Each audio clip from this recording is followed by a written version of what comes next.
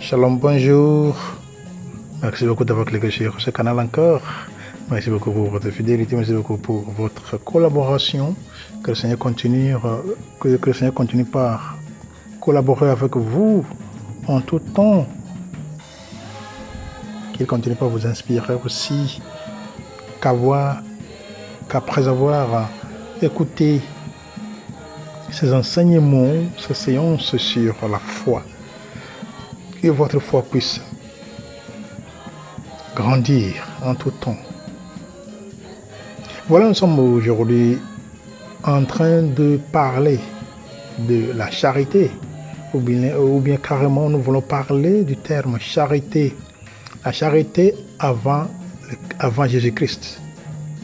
La charité avant Jésus-Christ. Comment comprendre la charité avant Jésus-Christ? Voilà.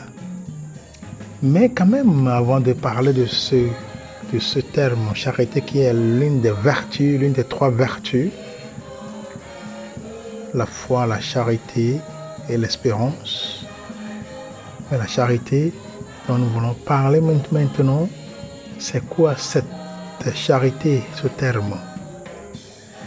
La charité est synonyme de justice dans le judaïsme, selon le commandement divin. Et s'inscrit dans le principe de la tzedaka et dans la théologie chrétienne, la charité se définit comme l'amour de l'homme envers son prochain en tant que créature de Dieu. Donc la charité est en outre l'une des trois vertus théologales du christianisme aux côtés de la foi et de l'espérance. Et dans le langage ordinaire, la charité est une vertu qui porte à désirer et à faire le bien d'autrui. Donc, nous sommes en train d'essayer de parler un peu de la charité, ce que ça signifie un peu, avant d'entrer en ce que nous avons à faire aujourd'hui, à écouter aujourd'hui, qui est la charité avant l'arrivée du Christ, avant Jésus-Christ. Vous voyez? Donc, si nous entrons maintenant dans ce terme, dans un célèbre passage de sa première épître aux Corinthiens, Saint Paul déclare « Ces trois choses demeurent. La foi, l'espérance et la charité. La plus grande d'entre elles, c'est la charité. » Mais il faut quand même reconnaître qu'au cours des siècles, le mot charité a été pris dans bien des acceptions différentes, à tel point qu'il est arrivé trop souvent à devenir synonyme d'altruisme, de philanthropie, d'aumône, ce qui restreint considérablement sa signification. Reste le mot employé par saint Paul, agapé, est toujours traduit dans le Nouveau Testament par amour. Donc voilà ce terme qui est agapé, que Dieu lui-même est. Dieu lui-même est cet agapé. Et dans toute la création, cet agapé est mêlé partout. C'est pour ça qu'on peut avoir l'amour quelque part pour quelqu'un. Vous voyez? Donc, avant la venue du Christ Jésus, le judaïsme connaissait l'amour. Le commandement d'aimer Dieu et d'aimer le prochain figure dans l'Ancien Testament. Mais il faut remarquer que ce commandement se trouve placé dans une série d'autres ordonnances et qu'il n'est que l'une d'elles. Le Christ déclare que le commandement de l'amour n'est pas un commandement entre beaucoup d'autres, mais qu'il est le commandement suprême, le commandement qui résume toute la loi et les prophètes. Donc dans l'Ancien Testament, l'amour est une loi. Dans l'Évangile, il est la loi. Vous voyez, c'est vraiment intéressant. Dans l'Ancien Testament, l'amour est une loi. Dans l'Évangile, il est la loi. Vous voyez? Ça veut dire que c'est général. C'est général, c'est obligatoire. Toujours. Donc avant la venue de Christ, la loi de Moïse régissait la vie des Juifs. Il y avait deux catégories d'hommes. Ceux qui observaient la loi et ceux qui ne l'observaient pas. C'est toujours comme ça, même dans une église, dans une société. Il y en a ceux qui sont obéissants à la loi, à des lois, à des règles, mais il y en a qui sont vraiment banales. C'est-à-dire qu'ils banalisent la loi, ils piétinent la loi, ils violent la loi, ils désobéissent à la loi, ils font ce qu'ils veulent, ce qu'ils pensent bon pour eux-mêmes. Donc les premiers étaient réputés justes et agréables à Dieu. Ils avaient, donc nous entendons parler de ceux qui n'observent pas la loi de Moïse parmi les Juifs. Donc les premiers étaient réputés justes et agréables à Dieu. Ils avaient droit à la bienveillance et aux faveurs de Dieu. Quant aux pécheurs, aux impies, ils étaient voués à la colère de Dieu. Le Dieu de l'Ancien Testament n'aime pas le pécheur.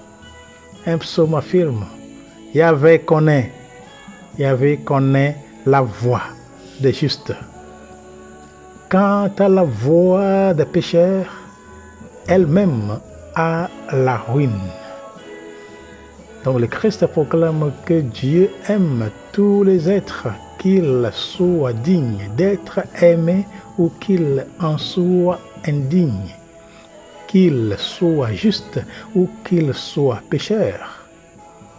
Dieu fait lever son soleil sur les méchants et sur les bons, et tomber la pluie sur les justes et sur les injustes. Donc entre tous les êtres, Jésus se penche avec prédilection sur les pécheurs. Il les aime. Il va vers eux. Il déclare, je suis venu. Ce qui veut dire, Dieu m'a envoyé pour appeler non pas les justes, mais les pécheurs, car ce ne sont pas ceux qui se portent bien qui ont besoin de médecins. Ce sont les malades. Nous voyons que cette magnifique vision de l'avenir et cette magnifique vision de l'avenir, il y a plus de joie au ciel pour un pécheur repentant que pour 99 justes. Vous voyez, parce que des fois, on pense que oui, oh, on n'est pas pécheur, on ne commet pas de péchés. Donc, nous sommes justes, nous sommes clairs, nous sommes purs, nous sommes saints. C'est les autres qui sont mauvais, toujours. Vous voyez, c'est comme ça, dans des sociétés où donc on tombe toujours dans des problèmes, dans des péchés, dans des difficultés, en banalisant ce qu'il faut faire juste. Les lois sont piétinées, ainsi de suite. Donc avant la venue du Christ, le Juif a été invité à aimer Dieu et à aimer le prochain. Mais pour eux, le prochain, c'était celui qui appartenait à leur race, à l'exclusion de tout autre. Vous voyez, ça, c'est pas juste, n'est-ce pas? C'est ça l'amour avant Christ, ça. L'amour avant le Christ, c'est ça.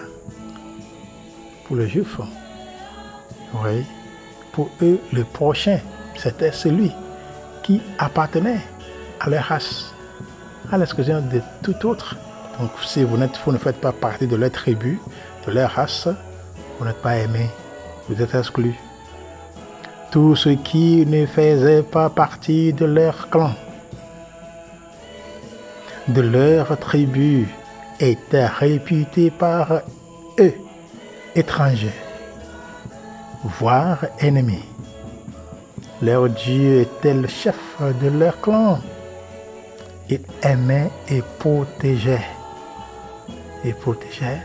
ses ressortissants, haïssait et combattait les gens du dehors. Vous voyez l'amour donc après lorsque Jésus va venir, il va enseigner comme ça, non? Vous avez appris. Vous avez appris que il faut faire tel. Mais moi, aujourd'hui, je vous dis tel, n'est-ce pas? Donc voilà. Voilà. C'est ça et encore aujourd'hui. Donc on devient des tribalistes. Oui. J'aime seulement ceux de ma tribu, ceux de mon village, ceux de ma région. Tous ceux qui viennent de ma région sont aimés par moi. Je n'aime pas les autres. Si vous ne faites pas partie de ma région, si vous ne venez pas de ma région, de ma culture, de ma tribu, vous êtes rejetés. Je ne vais jamais vous aimer. C'est comme ça. Vous n'allez jamais les aimer. C'est comme ça. C'est ça dans le temps ancien, avant Jésus-Christ. Dans tout ce qui est faveur, on favorise ceux qui sont de chez nous. Dans toutes les choses. Tout le monde sera favorisé. Mais le reste, mais voilà ce qui se passe aujourd'hui, même lorsque nous entrons dans nos pays. Dans nos pays, nous voyons comment être président est, être gouverneur est, être membre du Parlement est, être député est. Donc on est devenu député, tout ce que j'ai mentionné pour pouvoir favoriser son peuple, pour pouvoir favoriser les membres de sa tribu, de sa zone, de sa région. Vous voyez? Et même ça se trouve même dans l'église. Vous voyez? C'est partout. Ça là, c'est vraiment très fort. C'est très fort. Lorsqu'on a la chance de devenir quelqu'un dans nos entourages, disons, là où nous sommes, que ce soit au boulot, que ce soit tout ce que nous faisons comme projet de vie, comme projet, comme travail, cela se sent très fort. Une fois que quelqu'un est monté, quelqu'un est soutenu, quelqu'un est poussé pour arriver là-bas, on commence par faire ses disciples de ceux qui sont de chez lui, en banalisant, en piétinant les autres qui ne font pas partie de son milieu, qui ne sont pas de sa zone. C'est ça que les Juifs faisaient. Et ça parce qu'aujourd'hui, ils continuent encore à faire cela, mais parce qu'on a toujours des Juifs. Vous voyez? Donc, si vous n'êtes pas de leur région, Si vous ne faites pas partie de leur tribu, ou bien de leur zone, c'est fini.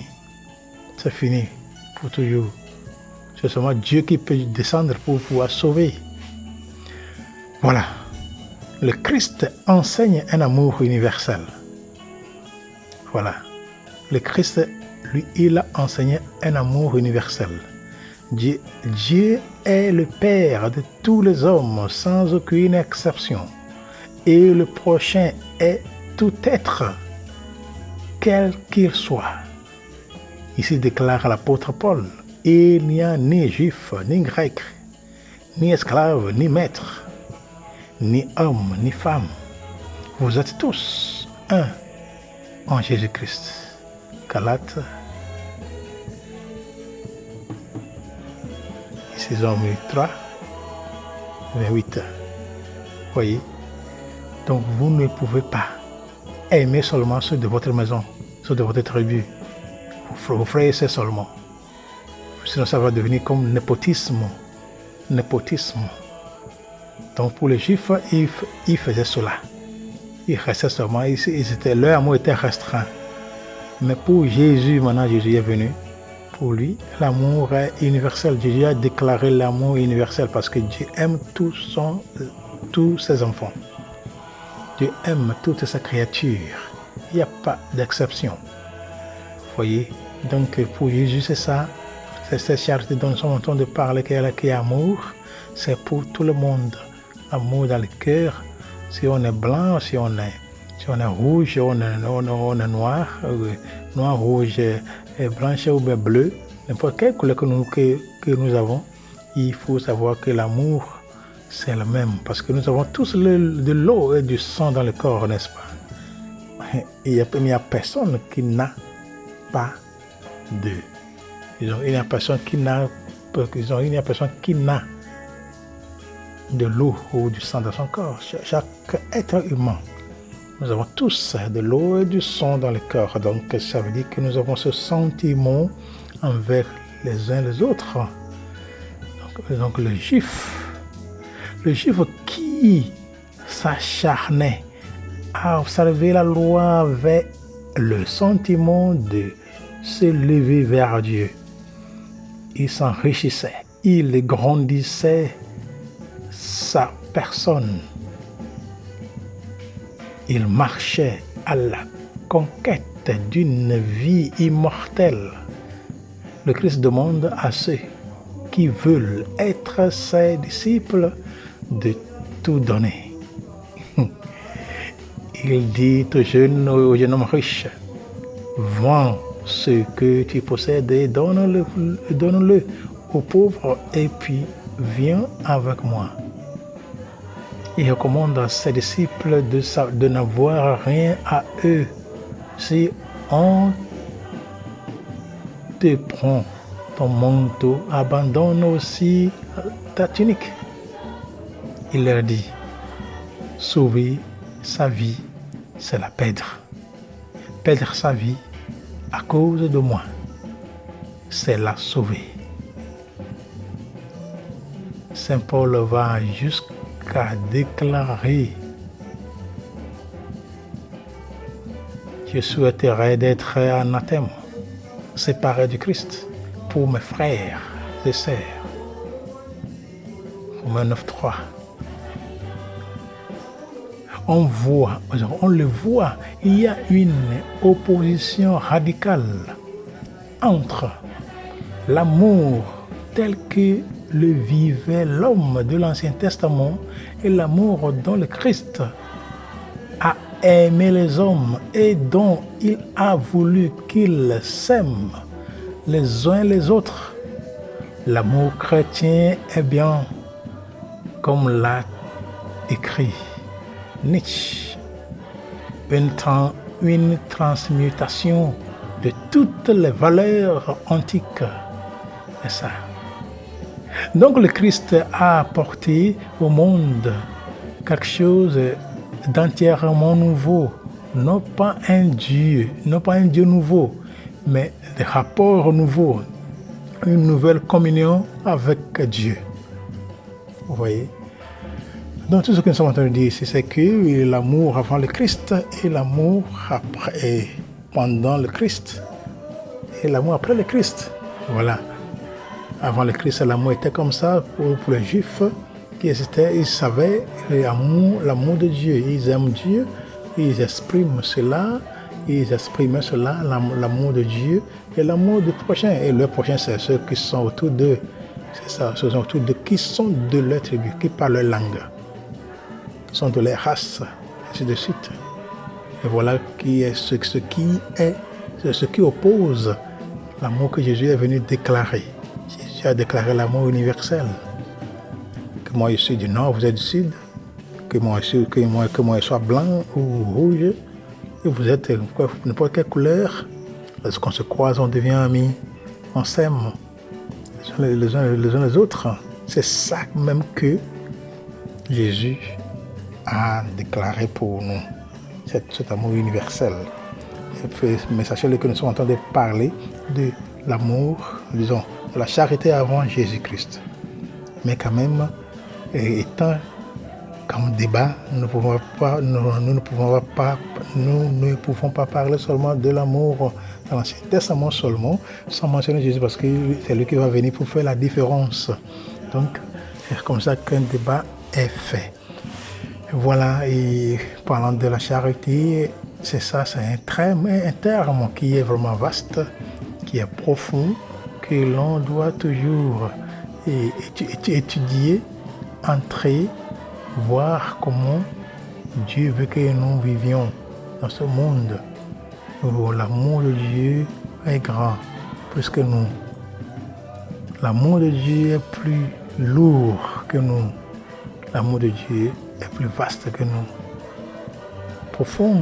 plus profond que nous, est au-dessus de tout être vivant. Il nous a aimés, il a mis cette vertu est là pour pouvoir nous aider à approfondir notre foi de jour en jour. Prions Seigneur de nous aider dans ce jour pour que nous puissions mettre en pratique et cette vertu qui est la charité au-dessus de tout, c'est-à-dire de ne pas la pratiquer comme les Juifs qui aiment seulement ceux de leur famille, de leur clan, de leur village, de leur langue, de leur culture, mais de pouvoir nous en sortir de la boîte, d'aller à l'encontre des autres, du pays, de notre pays, en dehors de nos pays, de nos religions, en dehors de nos religions, d'aimer tous ceux et toutes celles qui se croisent avec nous, qui viennent à notre rencontre, ou à nos rencontres, pour que nous puissions toujours être unis tel que le Seigneur veut, Dieu le Père, Fils et Esprit Saint, formant un seul Dieu, mais trois parties, c'est trois fonctions de ce Dieu-là, qui est le Créateur, qui est le Sauveur, qui est illuminateur, ou bien réconciliateur, qui est l'Esprit Saint. Merci beaucoup d'avoir écouté, mais nous allons continuer par partager, par d'abord nous abonner, liker, commenter, partager cette vidéo pour que tous puissent avoir une notion, une foi profonde, une foi approfondie, pour que nous puissions être sauvés de jour en jour dans notre vécu envers nos frères et sœurs et parmi nos frères et sœurs. Que le Seigneur continue par vous secourir, que le Seigneur continue par vous écouter, que le Seigneur continue par vous débloquer, que le Seigneur continue par vous purifier, sanctifier, par vous exorciser, par vous favoriser. Que la cour céleste continue par intercéder pour nous, la cour céleste qui est là pour pouvoir être en communion avec nos anges gardiens et les archanges et les autres anges en notre faveur dans le sang précieux de Christ. Soyez toujours bénis. Shalom, shalom, shalom.